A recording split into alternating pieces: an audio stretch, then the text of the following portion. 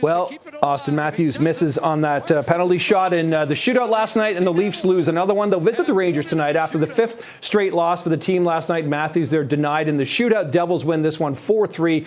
The Leafs haven't won a game since the Olympic break and were outshot badly in last night's game, 47-27.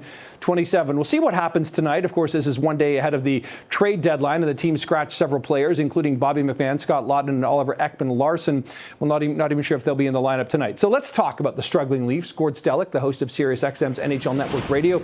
Gord, you've been the general manager of the Toronto Maple Leafs back in the Ballard days.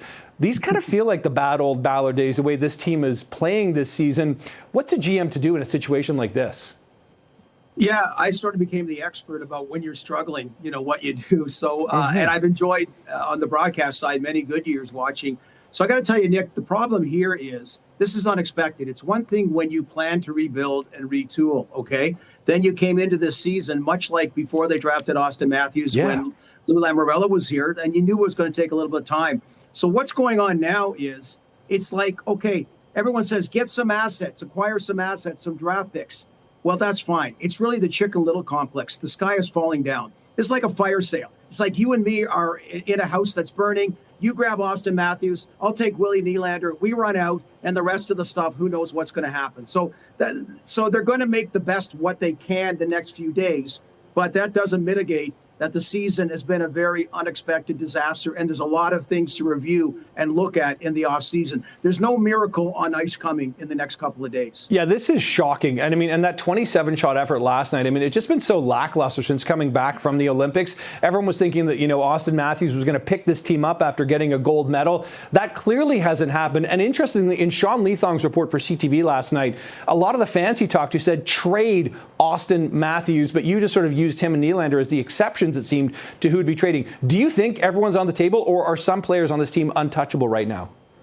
Some players shouldn't be untouchable. Like, it's a fan's knee-jerk reaction about that. But no, you do not get rid. Look at Mitch Marner being gone. Okay, people were ticked after last season, right? So the thing is, part of what they have to do is review about what is still good and try to figure out how much of this is a one-off. Like, I'm not preaching disaster for the future. I think there's a lot that still is salvageable. This is a team that came first place last year in the Atlantic Division, had made the playoffs 9 consecutive seasons before this year, the longest streak in the NHL. And Nick, somewhat inexplicably, started the season like the team that got killed the last two home games against the Florida Panthers, and not the team that had a great regular season and most of the playoffs. Like, I mean, that's what's so baffling. From the word go, the style they played for first-year coach Craig Berube last year, the team concept in his second year just evaporated, didn't happen. And that's almost the story from day one in what's been a really disastrous regular season. So has Berube lost the room? I mean, are the players playing for him? I can't figure out what I'm seeing on the ice.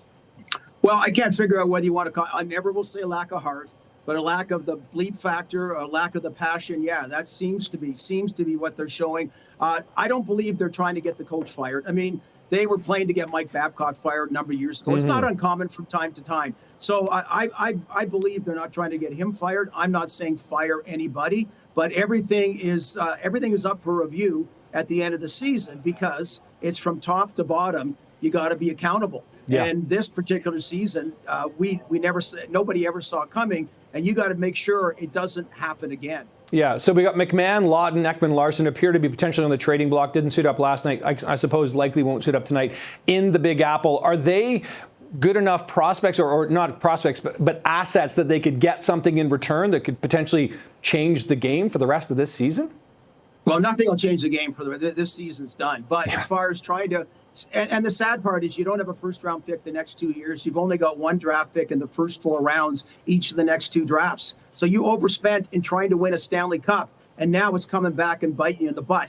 So you may get, if you get a late first-round pick, that's one good piece to stock the cupboard with. But really, the cupboard is still bare. That's the unfortunate part. If you're talking about a rebuild, it's like you're rebuilding your house, but there's no materials to do it.